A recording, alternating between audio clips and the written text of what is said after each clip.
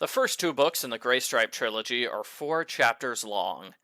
This third book has no chapters.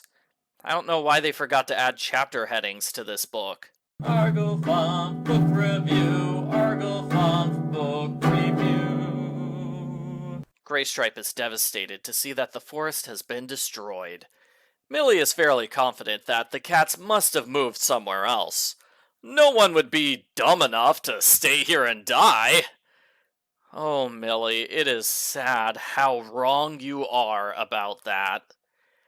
Graystripe remembers the cats met midnight near the ocean. He says they have to go west. I'm honestly surprised the warrior cats use the word west. I would have expected them to use a cat term like sundown region. On the way, he stops by Ravenpaw's barn. Ravenpaw says the last time he saw the warrior cats was in dawn, when the 4 clans traveled together. Ravenpaw says that was many years ago, which is a problem with the trilogy. According to the main series, Graystripe is gone for many years. This means Graystripe's journey to find the clans has to last for many years. And yet, according to this trilogy, it's more like 2 months. Even if I'm being super generous with the time here, I can't say with a straight face that each one of these books is a year long. The journey goes through human territory. Graystripe and Millie get into an argument because she wants to break into a human house and steal food. Graystripe refuses to eat human food.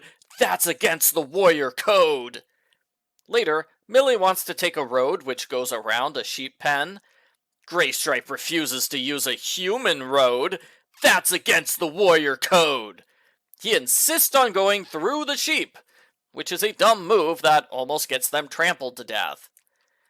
I highly doubt warrior code says you can't use a path that humans use. The cats have done that so many times before. Graystripe did that earlier in this book, even. I think he's just making stuff up because he's grumpy. Millie says Graystripe's stubbornness almost got them killed, but he refuses to abandon his proud warrior heritage. When they arrive at a truck stop, Millie goes through a cat flap and eats some food, while Graystripe sulks.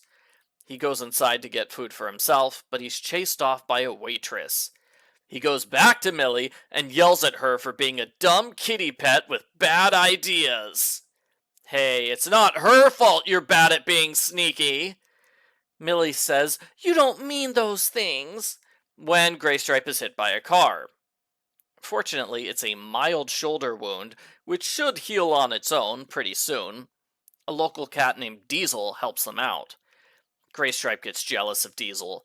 He realizes he's never told Millie how he feels about her, but he never gets a good chance. Either she is playing nurse or Diesel is there. Graystripe tries confessing the truth to her when she says they should get to the ocean by catching a ride on the back of a pickup truck. Graystripe thinks it's too dangerous, but they are willing to take the risk for each other. Partway through the ride, the truck stops. They go out to find food and water when some local cats start a fight. They don't believe Millie when she says she's a pet. This is a big deal for her. She's now so much of a warrior cat, pets no longer accept her as one of their own. And yet, in the main series, the warrior cats badmouth her as just a pet, not a true warrior. Poor Millie doesn't fit in anywhere now. They fight off the cats and resume the ride to the ocean. Graystripe sees the new forest close by. On the way there, he has a serious talk with Millie, where he says she saved his life and his soul. She agrees to be his new mate, and they arrive during a clan gathering, as seen in Warriors: The Sight. The end. Post-book follow-up. I didn't like this book as much as the others.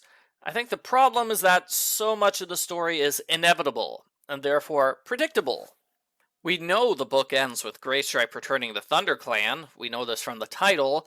Also, this book came out the same day as Power of Three Outcast, so anybody who's been reading the main series knows that Graystripe returns.